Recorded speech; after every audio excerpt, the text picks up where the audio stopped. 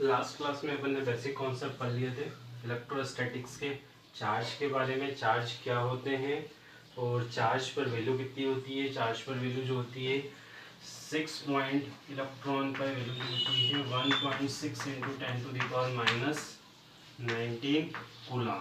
ठीक है, कुछ बेसिक कॉन्सेप्ट पढ़े थे अपन ने कि दो सेम चार्ज के बीच में रिपल्सन्स और दो अपोजिट चार्ज के बीच में अट्रैक्शन फोर्स लगता है। ठीक है, आज अपन स्टडी करेंगे कूलम्स लॉ इन इलेक्ट्रोस्टैटिक्स, जो सबसे इम्पोर्टेंट है सब क्लास का टॉपिक्स। ठीक है, एग्जाम के पॉइंट ऑफ व्यू से भी और बेसिक कॉन्सेप्ट के भी। ठीक है, अब कूलम्स लॉ पढ़ने से पहले अपने को कुछ बेसिक चीज़ें, क्योंकि कूलम्स लॉ जो लगते हैं कि नहीं दो पॉइंट चार्ज के पर काम करते हैं। ठीक है, अब पॉइंट चार्ज होते क्या है, ऐसे चार्ज, ठीक है, जिनके बीच की डिस्टेंस बहुत छोटी हो, ठीक है, बहुत ही कम हो, मतलब ना के बराबर, अपन निगलेक्ट कर सके, उन चार्ज को अपन पॉइंट चार्ज के रूप में कंसीडर कर लेते हैं। ठीक है, तो किन्हीं दो पॉइंट चार्ज के बीच में कूलम्स लॉ क्या बोलते हैं, किन्हीं दो पॉइंट चार्ज के बीच में। अब चार्ज में क्या होता है, अट्रैक्शन होता है या रिपल्सन होता है। तो किन्हीं दो पॉइंट चार्ज के बीच में लगने वाला अट्रैक्शन और रिपल्सन फोर्स। ठीक है, अगर मान लो मैंने दो सेम चार्ज ले लिए, प्लस चार्ज और ये भी प्लस चार्ज, दोनों के बीच में कैसा फोर्स लगेगा, रिपल्सन फोर्स, बाहर की ओर फोर्स लगेगा, यहाँ से भी बाहर की ओर फोर्स लगेगा। ठीक है, या अपन ने अपोजिट चार्ज ले लिए, एक प्लस ले लिया और एक माइनस ले लिया, तब क्या होंगे, इसमें अट्रैक्शन फोर्स लगेंगे, दोनों अंदर की ओर फोर्सेस लगेंगे। ठीक है, तो कूलम्स लॉ के अकॉर्डिंग किन्हीं दो पॉइंट चार्ज के बीच में लगने वाला अट्रैक्शन या रिपल्सन फोर्स, ये उसकी डेफिनेशन है। ठीक है, force of attraction and repulsion between two point charge, किन्हीं दो चार्ज के बीच में लगने वाला अट्रैक्शन और रिपल्सन फोर्स उन दोनों चार्ज के मल्टीप्लिकेशन के डायरेक्टली प्रोपोर्शनल होता है। मान लो पहला चार्ज अपन ने लिया Q1 और दूसरा चार्ज लिया अपन ने Q2, इन दोनों के मल्टीप्लिकेशंस के डायरेक्टली प्रोपोर्शनल में होता है। ठीक है, इसका पहला पॉइंट। दूसरा, इन दोनों चार्ज के बीच की डिस्टेंस। ठीक है, दूसरी पॉइंट बोला था, उन दोनों चार्ज के बीच की जो डिस्टेंस है r, उसके स्क्वायर के इनवर्सली प्रोपोर्शनल में होता है। ठीक है, इसको अपन ने इक्वेशन नंबर फर्स्ट दे दी, इसको अपन ने इक्वेशन नंबर सेकेंड दे दी। ठीक है, तो by according to Coulomb's law किन्हीं दो पॉइंट चार्ज के बीच में लगने वाला अट्रैक्शन या रिपल्सन फोर्स उन दोनों चार्ज के मल्टीप्लिकेशन के डायरेक्टली प्रोपोर्शनल में होता है और दोनों चार्ज के स्क्वायर के बीच की डिस्टेंस के स्क्वायर के इनवर्सली प्रोपोर्शनल में होता है। ये कूलम्स लॉ। अब दोनों equating equation first and second, equating equation first and equation second. ठीक है, तो अपने पास फॉर्मूला क्या बन जाएगा, F इज डायरेक्टली प्रोपोर्शनल में Q1 इंटू Q2 अपॉन में R स्क्वायर। ठीक है, डायरेक्टली प्रोपोर्शन का साइन हटाएंगे, एक लगेगा कांस्टेंट जिसको अपन K बोलेंगे, K इज इक्वल टू हो जाएगा Q1 इंटू Q2 अपॉन में R स्क्वायर। K एक प्रोपोर्शनलिटी कांस्टेंट है, K इज इक्वल टू क्या है, प्रोपोर्शनलिटी कांस्टेंट है। ठीक है, जिसकी वैल्यू किस पर डिपेंड करेगी, सिस्टम के ऊपर और इन दोनों चार्ज के बीच के मीडियम के ऊपर। ठीक है, इस K की वैल्यू किस पे, K एक प्रोपोर्शनलिटी कांस्टेंट है और इसकी वैल्यू किस पे डिपेंड करेगी, इन दोनों चार्ज के बीच के मीडियम के ऊपर। ठीक है, और इन दोनों के सिस्टम के ऊपर। सिस्टम मतलब ऐसा सिस्टम में अलग वैल्यू होगी, सीजीएस सिस्टम में अलग वैल्यू होती। ठीक है, इन दोनों चार्ज की प्रोपोर्शनलिटी कांस्टेंट यहाँ पे K। अब ये K की वैल्यू अपन फाइंड करते हैं एसआई सिस्टम में।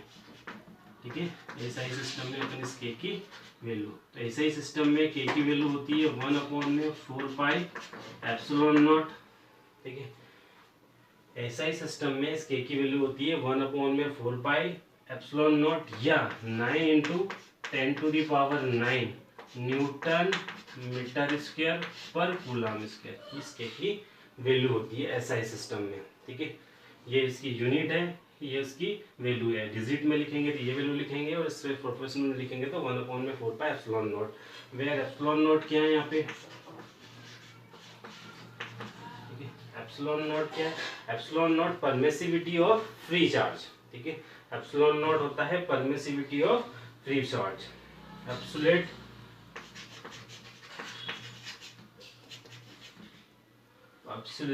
परमिसिबिलिटी ऑफ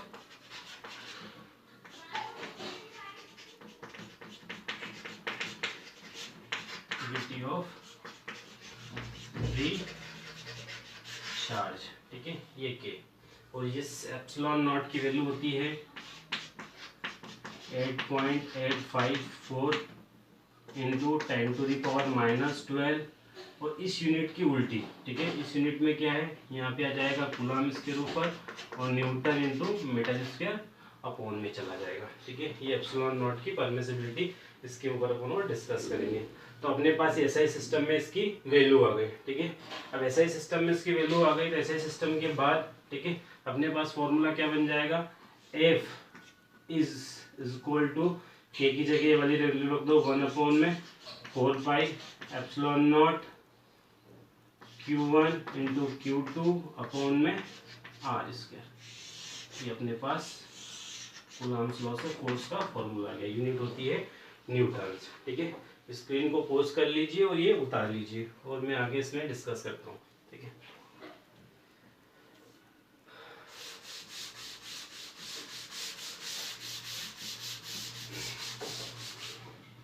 तो अपने पास एक फॉर्मूला तो फोर्स का ये वाला बन गया, F is equal to 1/4 pi epsilon naught Q1 into Q2 upon में आर स्क्वायर। यूनिट हो गई न्यूटन, ठीक है। और एक फॉर्मूला अपने पास क्या बन जाएगा इसका, F इज इक्वल टू, या तो ये वाली वैल्यू रखो या ये वाली, न्यूमेरिकल सॉल्व करने के लिए अपन इसी वैल्यू का इस्तेमाल करेंगे। 9 into 10⁻⁹ Q1 into Q2 upon में आर स्क्वायर। ये फोर्स की दूसरी वैल्यू हो गई, ठीक है। अब इसमें इतने ही नहीं पूछते क्योंकि ये 5 नंबर का क्वेश्चन आता है इस चैप्टर का। तो इसमें अपने को एक पॉइंट और पूछते हैं, यूनिट चार्ज, ठीक है। यूनिट चार्ज को भी साथ में अपने को डिफाइन करना है, ठीक है। अब यूनिट चार्ज क्या होता है, अब सपोज अपन मान ले दोनों चार्ज क्या है, सेम, ठीक है। किन्हीं 2 पॉइंट चार्ज अगर अपन ले लेंगे, 2 पॉइंट चार्ज सेम चार्ज है, यहाँ पर भी अपन Q मान लें, यहाँ पर भी अपन Q मान लें, तो अपने पास क्या हो जाएगा, Q1 is equal to Q2 is equal to अपन क्या मान लें Q, ठीक है। और इन दोनों चार्ज की बीच की डिस्टेंस कितनी मान लें, R is equal to 1 metre, ठीक है।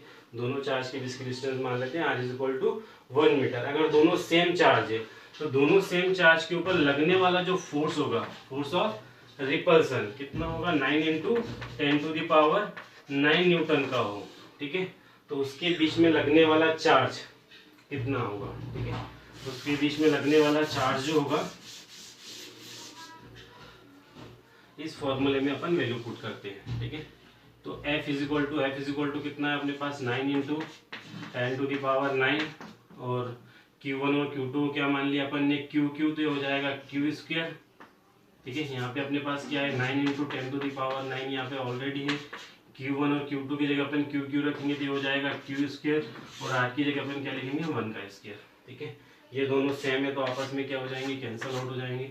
तो Q square is equal to क्या हो जाएगा, 1। तो Q इज इक्वल टू क्या हो जाएगा, +-1। तो ये हो गया अपने पास यूनिट चार्ज, ठीक है।